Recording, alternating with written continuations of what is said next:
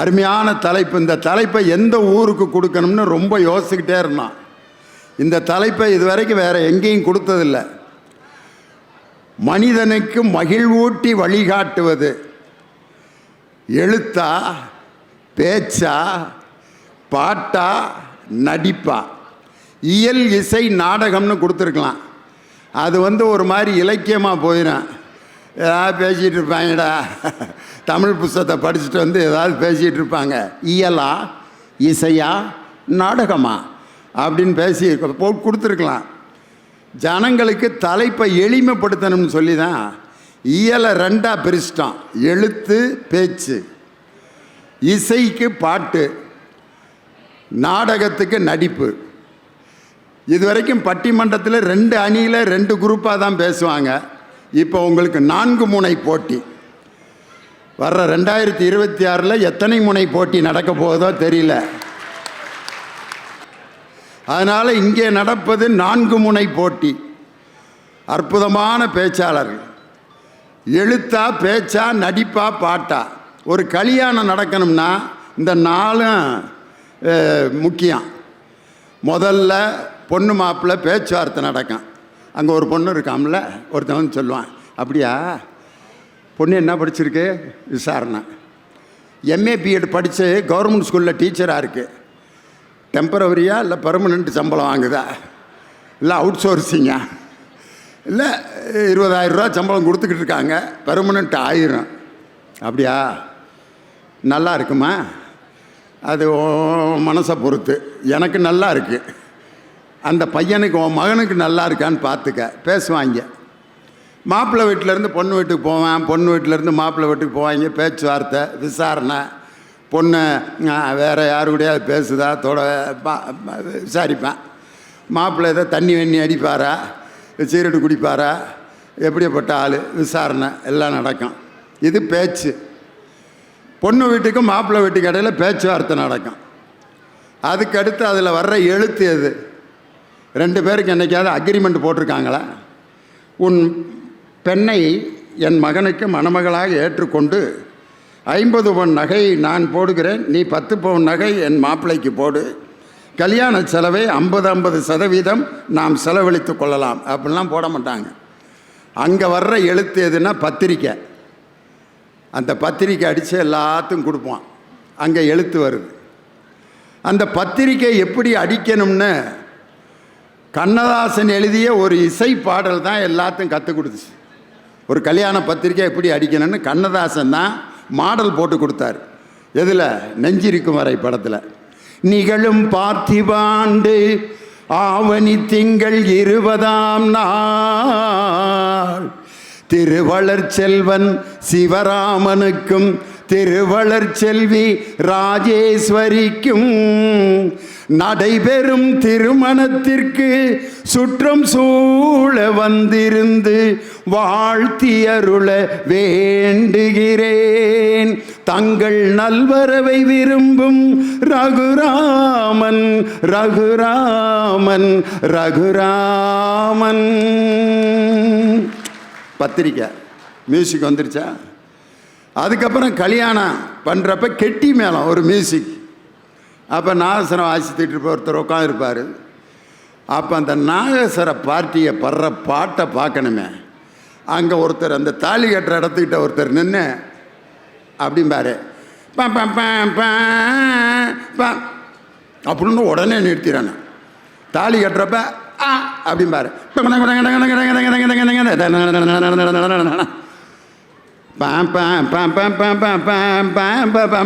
ஓதிட்டு இருப்பார். ஏன் கல்யாணத்தில் தாலி கட்டுறப்ப கெட்டி மேளம்னு நாகஸ்வரத்தை ஊதி மத்தளத்தை அந்த அடி அடிக்கிறாங்க? யாருக்காவது காரணம் தெரியுமா? தாலி கட்டுறப்ப கெட்டி மேளம் கெட்டி மேளம் கெட்டி மேளம் டக்க டக்க டக்க டக்க டக்க டக்க டக்கன்னு காதெல்லாம் அடைக்கிற மாதிரி அடி. எதுக்குன்னா அந்த நேரத்தில் சில பேர் அபசகுணமான வார்த்தைகளை பேசிகிட்டு இருப்பேன் கல்யாண வீட்டில் உட்காந்து. என்னடா இளவு கல்யாணம், சோத்து இளவையாவது ஒழுங்காக போடுவாங்கன்னு பார்த்தா ஒரு இளவும் சரியில்லை. மாப்பிள்ளை இளவும் நல்லா இல்லை, பொண்ணு இளவு. அங்கே கல்யாண வீட்டில் இத்தனை இளவு சொல்லாமல் அந்த பொண்ணு மாப்பிள்ளை காதில் விழுந்தால் எவ்வளவு வேதனைப்படுவாங்க. இப்படி ஒருத்தன் பேசிகிட்டு இருக்கான். ஒருத்தன் டே கல்யாண வீட்டில் வந்து இளவுன்னுக்கிட்டு ஆள் முகரையும் பாரு, சுடுகாட்டு பொணம் மாதிரி வந்து உட்காந்துக்கிட்டு, அதுக்கு இளவே தேவலாம் போல இருக்கு. இவன் சுடுகாட்டு பொணத்தை கொண்டு வர்றான். இவங்க 2 பேர்த்தையும் இன்னொருத்தன் கண்ட்ரோல் பண்ணுறான். டே அறிவு இருக்கு உங்களுக்கு? கல்யாண வீட்டில் இளவு சுடுகாடுன்னுக்கிட்டு யார் தாலி எடுத்தா உங்களுக்கு என்னடா அப்படின்னு இருக்கான். இந்த 3 பேரையிலையும் விஷம் வச்சு கொண்டு விடணும்.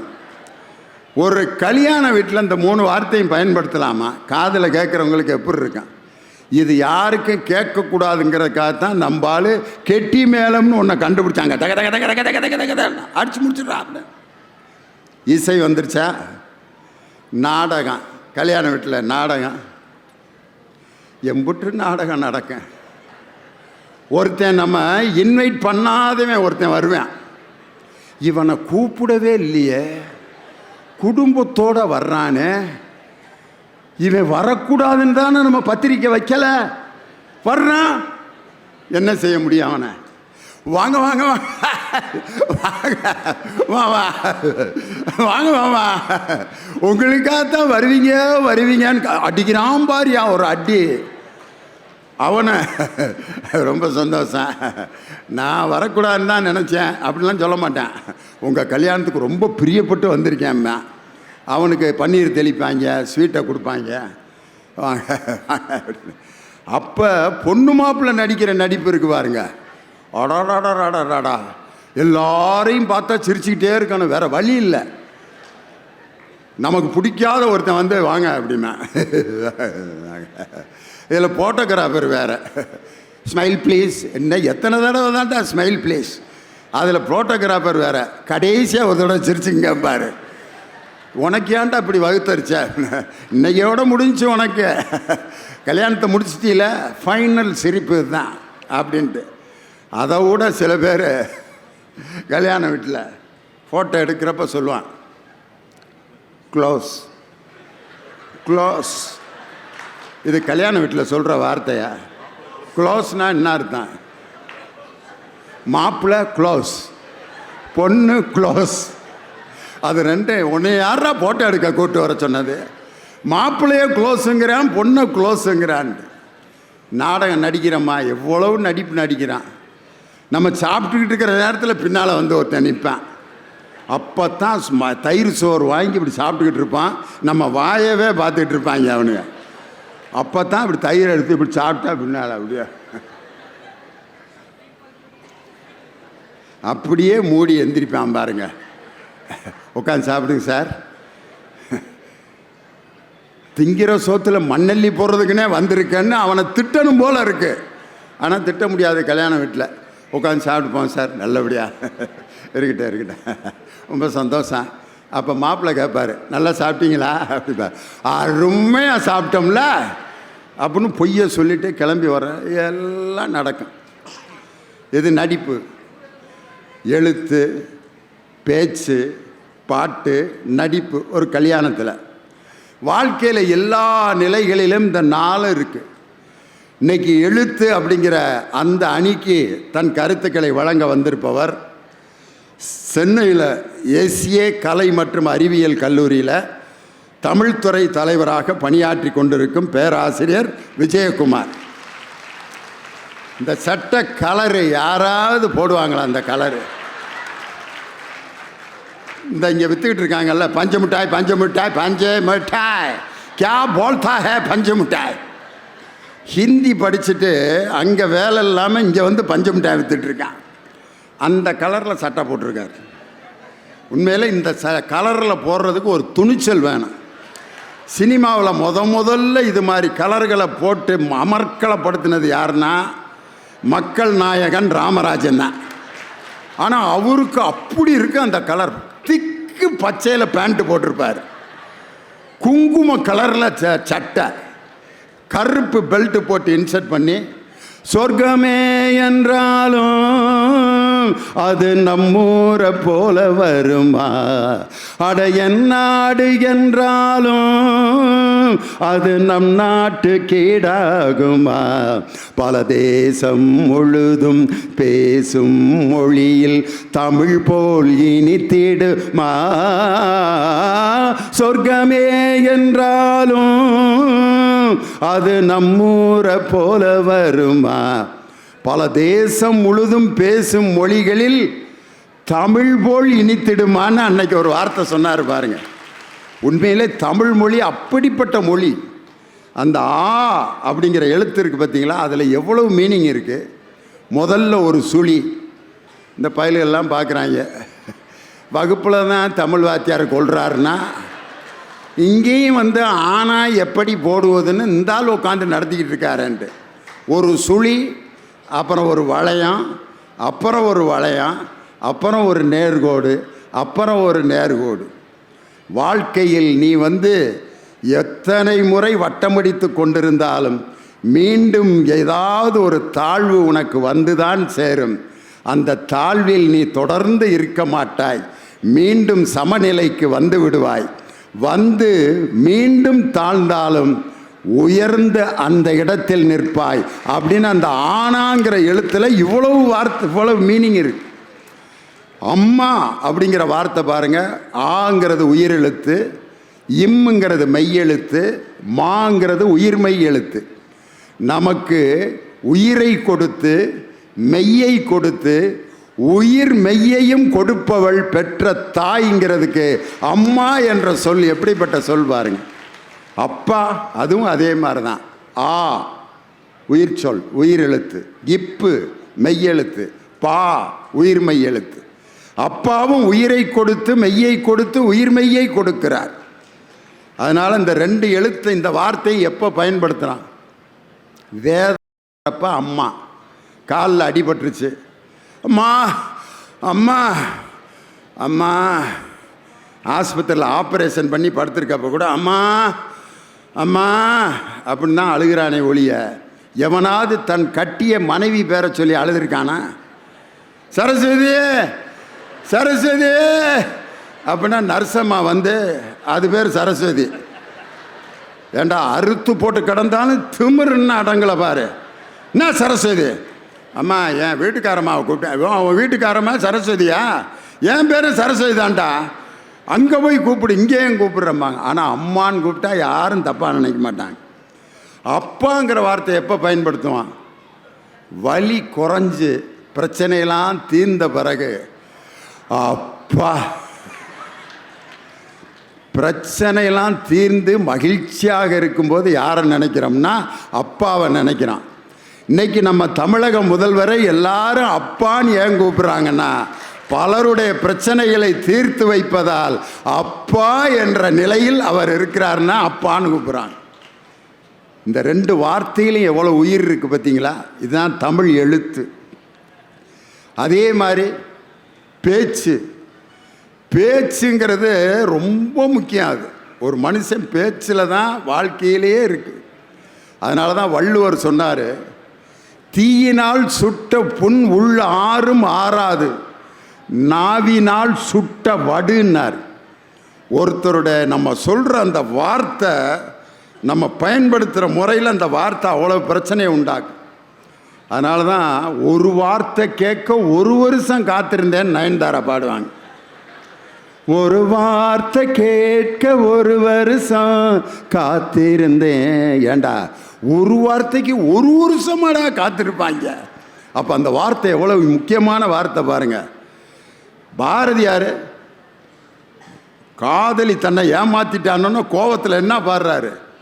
வார்த்தை தவறி விட்டாய் கண்ணம்மா மார்பு துடிக்குதடி, பார்த்த இடத்திலெல்லாம் உன்னை போல் பாவை தெரியுதடி.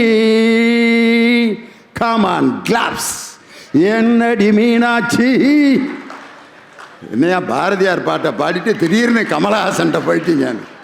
அந்த பாரதியார் பாட்டை பயன்படுத்திட்டு அந்த என்னடி மீனாட்சியை இளையராஜா கொண்டு வந்திருப்போம். இவ்வளவு நான் பேசி இவ்வளவு நீங்கள் சிரிச்சுக்கிட்டு இருக்கிறப்பையும் ஒருத்தர் அவ்வளவு பெரிய வாயை திறந்து கொட்டாய் விடுறாரு. அவர் யாருன்னு இப்போ விட்டவருக்கு தெரியும், நான் அவரை சுட்டி காட்ட விரும்பலை அப்படின்னாரு. அவரை பார்த்தோன்னே எனக்கு ஒரு மாதிரி ஆயிடுச்சு, இன்னும் நம்ம பேச்சு விறுவிறுப்பாக இருக்கணும்டா அப்படிங்கிறதுக்கு அவர் தான் சிக்னல் கொடுக்குறாரு. இன்னும் அவன் பேச்சு அவ்வளவு மக்களை எட்டல, எனக்கு கொட்டாய் வருதுன்னா இன்னும் நீ சரியில்லைன்னு தானே அர்த்தம். அதனால் இந்த மாதிரி சிக்னலையெல்லாம் பார்த்துக்கிட்டே பேசணும். அப்போ தான் மேடையில் ஒரு பேச்சாளன் நிரந்தரமாக மக்கள்கிட்ட இடம் பிடிக்க முடியும். என்னமோ கேட்குறாங்க கேட்காட்டி போகிறாங்கன்ட்டு நம்ம வாட்டுக்கு இருக்கக்கூடாது. சில வாத்தியாருங்க பாடம் நடத்துகிறப்ப இப்படி தான் நடத்துவாங்க. டே அப்பா, ஆக்சிஜன் தயாரிப்பது எப்படி அப்படின்னு நடத்துகிறார் ஒரு சயின்ஸ் வாத்தியார். ஏய், ஆக்சிஜன் நடத்த போகிறேன். யாராவது பின்னால் திரும்பி பார்த்தங்க கொலை விழுவும்டா, நேரம் உட்கார கையை கட்ட ராஸ்கல்ஸ், என்னை பற்றி உங்களுக்கு தெரியாது. எல்லாம் அப்படியே அவசியமாக உட்காந்துருக்காங்க. ஆக்சிஜன் தயாரிக்கிறார் வாத்தியார். பொட்டாசியம் குளோரேட்டையும் மேங்கனீஸ் டை ஆக்சைடையும் 3:1 என்ற விகிதத்தில் கலந்து ஒரு குடுவையில் எரித்தால் ஒரு வாயு வெளியே வரும். எரியும் தீக்குச்சியை அந்த வாயு கரியை கொண்டு சென்றால் பிரகாசமாக எரியும். அதுதான் ஆக்சிஜன். நடத்தி முடிச்சுட்டு ஒரு பயலை எழுப்பி, நான் நடத்தினது விளங்குச்சா அப்படின்னார். எப்போ சார் நடத்துனீங்க அப்படின்னா, டே படம் போட்டு இவ்வளோ கஷ்டப்பட்டு நடத்தியிருக்கேன், எப்போ நடத்தினேன். அவங்க பூரா என்ன நினச்சிட்டு இருந்தாங்கன்னா, வாத்தியார் ஏன் பின்னால் திரும்ப வேணான்னு சொன்னார், அங்கே என்னமோ இருக்குது, அது என்ன அப்படின்னு தான் யோசிச்சுக்கிட்டு இருந்திருக்கேன். பயல்களை இறுக்க கட்டி போட்டு பாடம் நடத்தினோம்னா மண்டையில் ஏறவே ஏறாது. இந்த இங்கே உட்காந்துருக்கேன், இன்னும் எவ்வளோ நேரம் உட்காந்துருக்க போகிறாங்களோ இந்த குரூப்பு. இப்போயே அவங்க அம்மாவை சொல்லுவாங்க, வேறு அந்த ஆள் அறுத்தாருன்னா கிளம்பி வந்துடுறேண்ணா, ஏதோ நீ சொன்னங்கிறதுக்கு சத்தியத்தை கட்டுப்பட்டு நான் உட்காந்துருக்கேன் அப்படின்னு அவன் சொல்கிறது என் காதில் விழுகுது. ஆனால் அவன் இந்த நிகழ்ச்சிக்கு வந்திருக்கிறத பார்த்துட்டு சந்தோஷப்படுறேன். இந்த குரூப்புகளுக்கு தான் நம்ம செய்திகளை கொண்டு போகணும். நம்ம பெரியவங்க எவ்வளவோ செய்திகளை கேட்டிருப்போம், அவனுங்க கைதட்டி ரசிக்கிற மாதிரி நாம் பேசணும். அப்போ தான் நான் உண்மையான பேச்சாளன். அந்த செக்ஷனை டச் பண்ணணும். அது மாதிரி பேச்சு அப்படிங்கிற அணி, எழுத்து அப்படிங்கிற அணிக்கு விஜயகுமார் எழுத்து தானே நீ? ரைட். நீ வேற 3 பேரும் பேச்சை தயார் பண்ணிட்டு வந்திருந்தா என்ன ஆயிருக்கேன். எழுத்து பேச்சு அப்படிங்கிறதுக்கு உண்மையிலே பேச்சாளர். 3 பேருமே பேச்சாளர் தான்.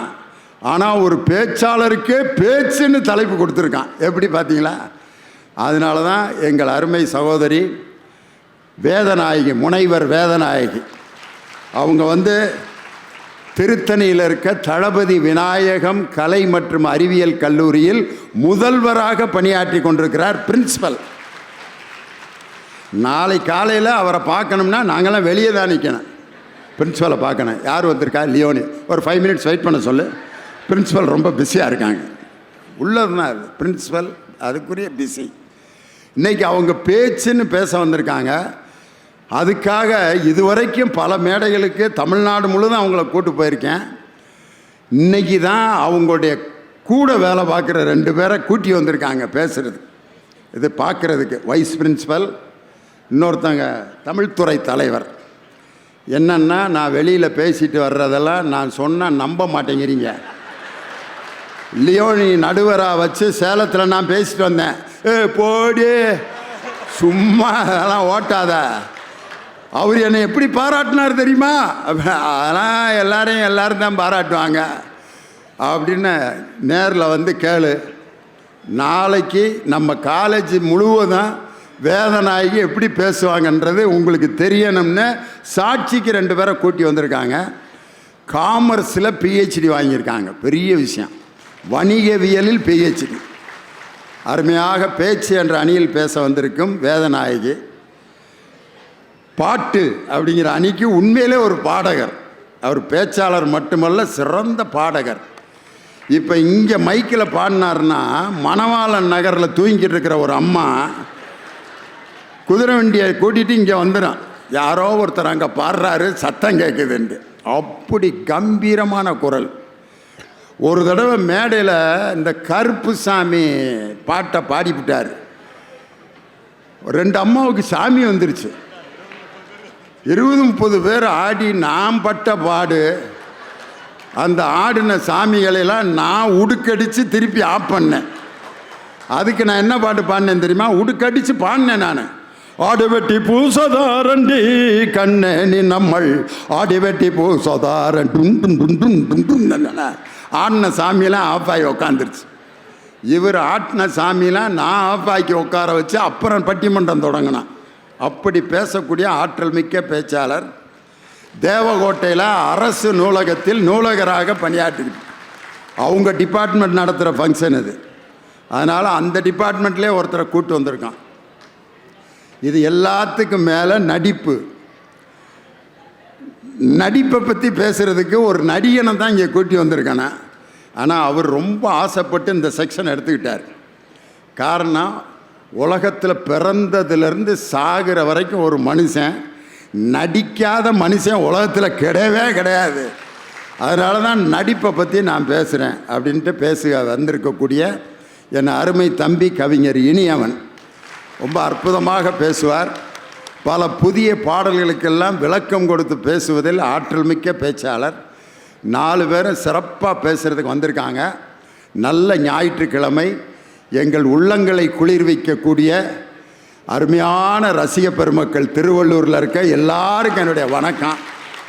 காரணம், ஒரு வார்த்தையால் உலகத்தை கட்டி போட்ட ஒரு அற்புதமான பேச்சாளருடைய வழியில் வந்தவங்க நாங்கள்லாம். அவருடைய கையை பிடிச்சி மேடைக்கு வந்தவன் யார் அப்படின்னு அவர் பேரை நான் சொல்லலை. ஒரு வார்த்தையை சொன்னாலே யாருன்னு கண்டுபிடிச்சிருவீங்க.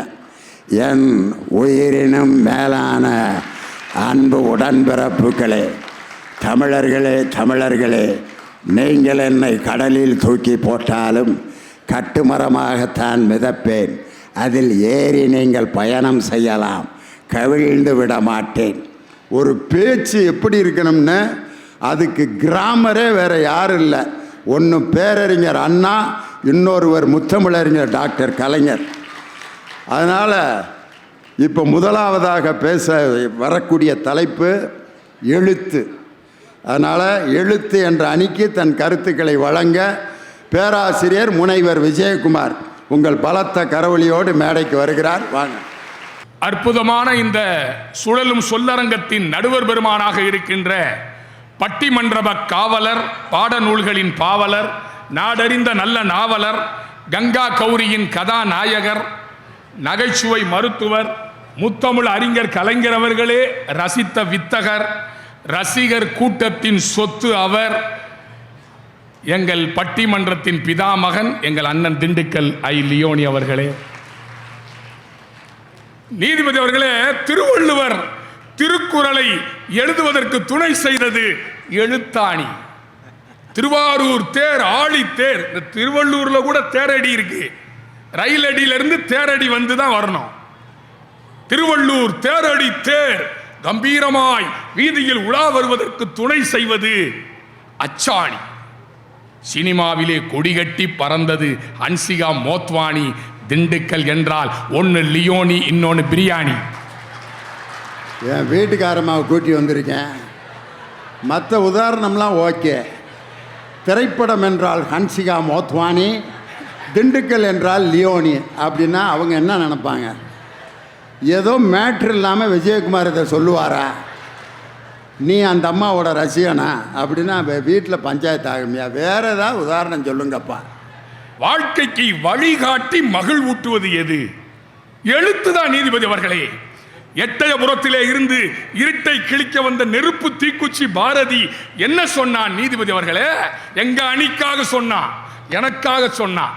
பாரதியாரெல்லாம் படிங்க இனியவன்.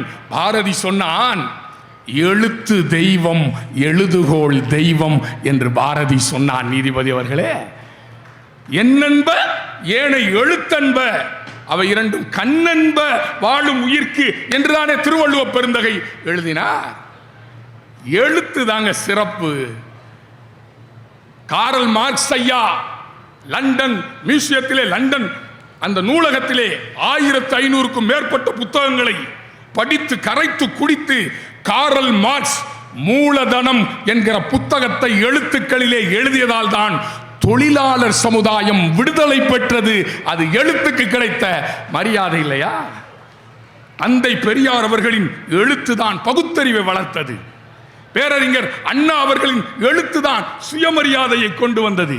முத்தமிழறிஞர் கலைஞர் ஐயாவினுடைய எழுத்துதான் சமூக நீதி சமநீதியை கொண்டு வந்தது. மிஸ்டர் இனியவர், மெரினா பீச்சில் ஐயாவோட நாக்கு சிலை வைக்கிறோமா, பேனா சிலை வைக்கின்றோமா? எழுத்துதான் என்பதனால் தான். இனியவா பதில் சொல்லணும். கலைஞருடைய நாக்கையா சிலையா வைக்கிறாங்க, பேனாதாயா அப்படின்னு கேட்டிருக்காரு. பதில் சொல்லணும். எழுத்து எப்படி எழுதுங்க? திருக்குறளை படிச்சு நம்ம பையன் எப்படி எழுதுறான்? பிரமாதமா எழுதுறான். ஆட்டோல எழுதி போட்டிருக்கிற எழுத்த பிரமாதமா இருக்கு சார். நேற்று ஒரு ஆட்டோல பார்த்தேன், அழகா எழுதி போட்டிருக்கான். சாலையை பார்த்தா சமத்து, சேலையை பார்த்தா விபத்து. சூப்பரா எழுதி போடுறான். இன்னொரு கவிஞன் அழகா சொன்னா, நீதிபதி அவர்களே, பல்சருக்கும் ஹீரோ ஹோண்டாவுக்கும் போட்டி.